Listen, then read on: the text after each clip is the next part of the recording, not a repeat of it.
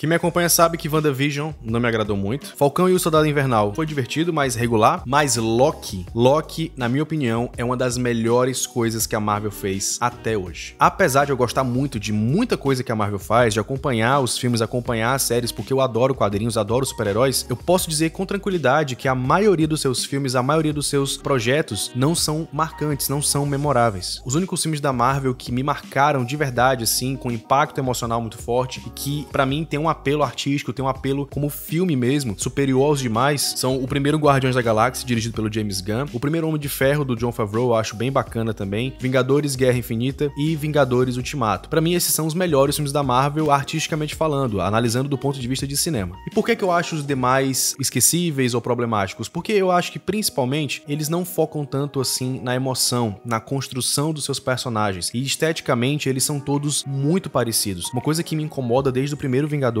é como vários desses filmes da Marvel, eles têm um aspecto quase televisivo. Na proporção de tela, parece a proporção de tela de uma série de TV. A direção de fotografia é muito branca, você não tem muita profundidade na imagem porque é tudo muito iluminado. Dois filmes que me chamam muita atenção que fazem isso é o Homem-Formiga e o primeiro Vingadores. E, além disso, alguns filmes deles parecem que são dessaturados sem necessidade. Algumas coisas são saturadas, outras são dessaturadas. O próprio Guardiões da Galáxia, que eu gosto bastante, ele é um pouco dessaturado. Tem um vídeo, inclusive, de um canal muito bacana que é o do Patrick H. Williams, onde ele faz o questionamento: por que os filmes da Marvel eles têm esse aspecto visual, eles têm esse look meio que feio? Os vilões da Marvel também são péssimos, a maioria deles. O próprio Homem-Formiga tem um vilão super unidimensional, o vilão do Homem de Ferro 3, o vilão do Homem de Ferro 2, o vilão de Thor 2, você lembra que é um vilão do Thor 2? E o vilão do Thor 3, ela é até legal assim, mas foi descartada, foi tão facilmente esquecida por todo mundo que você vê aí como eles são problemáticos. Claro que tem os pontos fora da curva, como o próprio Loki, o Thanos, mas são pouquíssimos dentro de uma imensidão de mais de 20 filmes. Você já parou pra pensar nisso? Mas essa série do Loki, eu acho que ela tem se destacado muito por focar no emocional e focar na qualidade dessa obra como cinema, praticamente. É como se a gente estivesse vendo uma série da HBO perto de uma série da Netflix, essas séries mais bestinhas da Netflix, mais bobinhas, adolescentes, e uma True Detective da HBO, que tem um apelo artístico maior, que tem um cuidado estético maior, um cuidado com a direção de atores, com o roteiro, com tudo. O primeiro ponto que eu queria abordar sobre Loki é justamente o desenvolvimento dos personagens. Algumas pessoas estavam até me falando que estão achando essa série chata, porque ela não tem tanta ação assim, apesar de ter bastante ação, apesar de até então ter as melhores cenas com efeitos visuais de todas as séries da Marvel. Na minha opinião, assim, você compara com Falcão e o Soldado Invernal, você compara com WandaVision, nossa, é disparado. Aquela batalha final de WandaVision é pavorosa, os efeitos visuais são horrorosos. Mas voltando aqui, o primeiro episódio é um grande desenvolvimento, uma grande apresentação, uma reapresentação do Loki. A gente começa a enxergar esse personagem, a gente começa a reacompanhar esse personagem por um ponto de vista que a gente não tinha antes. A gente começa a ver um lado doce, um lado conflitante do Loki dentro dele com ele mesmo. Ele sempre foi esse cara que trai os amigos, que engana todo mundo, mas ele não faz isso porque ele gosta disso. Ele faz isso por um outro motivo. E agora nós já estamos no quarto episódio, enquanto eu tô gravando esse vídeo, e ele continua nos surpreendendo numa espécie quase de terapia, como se ele estivesse fazendo terapia e ele vai falando algumas coisas sobre ele mesmo enquanto ele conversa com outros personagens. Ele vai se dando conta de itens sobre esse personagem. E é muito interessante porque essa série tá humanizando o Loki ao mesmo tempo que não está descaracterizando ele. Ele continua enganando as pessoas, ele continua sendo não de confiança, mas nós estamos descobrindo um novo lado desse personagem. Inclusive um lado romântico, um lado amoroso, um lado amigo. Inclusive, escutar o Loki chamar alguém de amigo e escutar o Loki quase se declarando para uma personagem pela qual ele está claramente apaixonado é muito tocante. Ao mesmo tempo que ele já enganou esse amigo, ao mesmo tempo que ele já quis passar a perna dessa personagem que ele tá apaixonado, ele tá manipulando ela da forma que ele consegue, né? É interessantíssimo isso. Não é o preto e branco definido, é aquele cinza, aquela mistura, é uma coisa incerta que o Loki sempre foi, mas com novos elementos. Então eu acho que nesse aspecto de roteiro, de desenvolvimento de personagem, essa série tá sendo um primor. O episódio 3, por exemplo, muita gente falou que achou ele parado, meio chato, porque é só conversa entre o Loki e a Sylvie, mas essa conversa deles é tão importante pro episódio 4. Por exemplo, o episódio 4, pela primeira vez na minha vida, eu vou falar isso mais pra frente, eu shippei um casal num filme ou numa série. Essa minha vontade de querer ver eles dois juntos, isso só começou a acontecer por conta do episódio 3. No episódio 2, ele termina com os dois se conhecendo, ela fugindo e ele indo atrás dela. Acaba e você não sabe nada do relacionamento entre eles, não há conexão alguma entre esses personagens. O episódio 3 inteiro são 40 minutos desenvolvendo a conexão entre eles. E é isso que torna essa série também especial, porque ela tem mais tempo de tela. Ela tem mais tempo pra trabalhar os personagens, ela tem mais tempo pra trabalhar os conflitos de cada um. Você consegue perceber que claramente todos os personagens da série possuem um arco narrativo. A Ravonna tem um arco dela de corrigir um erro do passado. O Mobius tem um arco dele de trabalhar pra AVT, mas ele tem uma paixão que ele não consegue atender por conta das suas obrigações com o trabalho. E ele tem esse conflito interno com isso. O Loki tá tentando fugir e voltar pra vida normal dele, voltar pra realidade normal dele. A Sylvie tá tentando acabar com a AVT. Então você tem todos esses conflitos, até mesmo aquela policial da AVT, aquela agente, que a Sylvie mostra pra ela algumas coisas sobre ela mesma, né, pra não dar muito spoiler. Essa personagem também está com um arco narrativo, ela está passando por transformações na série. Então a série ter esse tempo de tela, ter esse tempo maior, diferente de um filme, proporciona a ela ter esse aprofundamento maior. O que me leva ao relacionamento entre o Loki e a Sylvie, é uma das coisas mais bacanas dessa série. Como eu falei, esse negócio que eu vejo o pessoal falando, shippei fulano com fulana num filme, numa série, isso não rola comigo, isso nunca rolou comigo. A única vez que isso aconteceu comigo foi no filme Antes do Pôr do Sol, porque o filme inteiro é o Ethan Hawke e a Julie Delpy, os dois estão apaixonados um pelo outro, os dois querem ficar juntos, mas eles não conseguem quebrar essa barreira de finalmente dar um beijo, finalmente se expressarem e assumirem que estão apaixonados uns pelos outros. E eu acho que essa dinâmica está se repetindo demais aqui na série Loki. Tanto é que no episódio 4, eles se separam em vários momentos, eles são levados para lugares distintos, e sempre que eles voltam a se encontrar, dá aquela emoção, dá aquele afago no coração de ver eles dois juntos. Ai meu Deus, eles estão juntos. Quando o Loki quase se declara pra ela, cara, quando eles tocam as mãos, é muito bonito. E a trilha, cara, vamos pra outro aspecto já. A trilha musical dessa série, eu falo sem sombra de dúvidas, é a melhor trilha musical da Marvel, de todos os filmes, de todas as séries. É a melhor trilha. A Marvel também tem esse problema. Você lembra qual é a música tema do Homem de Ferro? Sem ser aquela Iron Man do Black Sabbath. A música tema original do Homem de Ferro, você sabe? A música tema do Capitão América. Você consegue lembrar de cabeça? A música tema do Guardiões da Galáxia. Sem ser as músicas lá dos anos 80. A música composta pro filme do Guardiões da Galáxia. A música composta pro filme do Homem-Aranha de Volta ao Lar. Você consegue lembrar essas músicas de cabeça? É meio complicado. Já o Loki, ela tem uma trilha... Pronto, até mesmo o WandaVision, Falcão Soldado Invernal, eu não consigo lembrar. Eu lembro mais da música do encerramento do último episódio de Falcão Soldado Invernal do que da música original composta pra série. Diferentemente de Loki, que eu estou ouvindo no Spotify, a única música da série disponível até agora. A compositora dessa trilha tá fazendo um trabalho fantástico. Ela tá criando temas para cada etapa emocional dos personagens. Quando o Loki tá num momento de embate psicológico com ele mesmo, tocam um tema específico. Quando eles estão investigando, quando a série vai pra um lado mais investigativo, tocam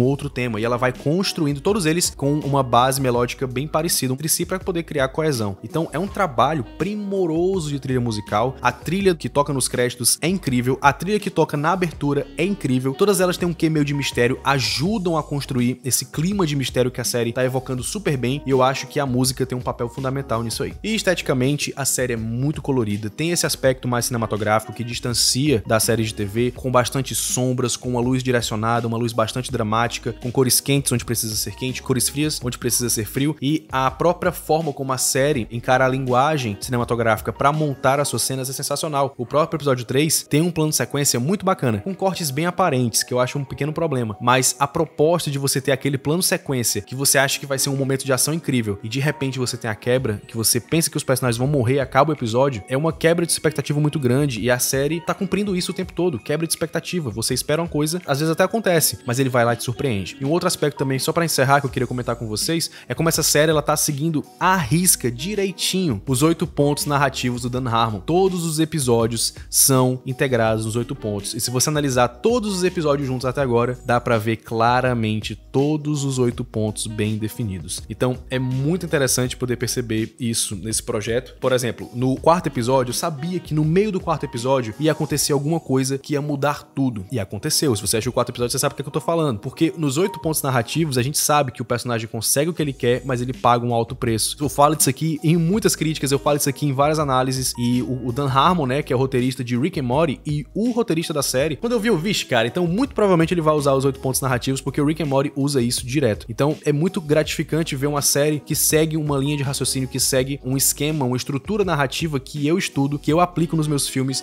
que eu tento aplicar em todos os trabalhos que eu faço na minha produtora, esses 8 pontos narrativos. Cara, eu tô achando essa série sensacional. Se você viu o primeiro episódio e achou meio chato, um dos meus sócios aqui da SB Cinema falou pra mim que não tá gostando, largou no segundo episódio. Ele não sabe o que ele tá perdendo. A série é fantástica, você tem que embarcar na jornada, não é chato, e o mais legal, ao mesmo tempo que ela é dramática, ela também consegue ter comédia. Então você tem aquela comédia, mas não é aquela comédia que você gargalha, é a comédia que você sorri com os personagens, você manga os personagens, como a gente fala aqui no Ceará, a gente fica mangando deles o tempo todo, porque pelo jeito deles, por uma característica deles, por algum acontecimento que fica se repetindo, mas a gente não gargalha, isso não tira a gente do núcleo conflitante, do núcleo misterioso da série, e eu acho que ela é super bem dosada, e é por isso que eu acho que Loki é a melhor, uma das melhores coisas que a Marvel já fez. Gente, eu tô tão comprado, eu sou tão gado, olha isso aqui, gente. Olha isso aqui, eu sou gado demais, cara. Eu sou muito gado. Olha pro wallpaper do meu tablet, eu já tô apaixonado por essa série, meu irmão. Vá assistir Loki, se você tá assistindo, comenta aqui embaixo o que você tá achando. Eu acho que é um deleite para os fãs e tá sendo muito bacana acompanhar essa jornada. O que você tá achando da série? O que você achou desse vídeo? Comenta aqui pra mim, eu quero conversar com você. Não esquece de curtir esse vídeo, de se inscrever no canal da SB Cinema. A gente tá sempre trazendo conteúdos diferenciados pra vocês. Um forte abraço e vida longa à série do Loki, que tenha várias e várias temporadas.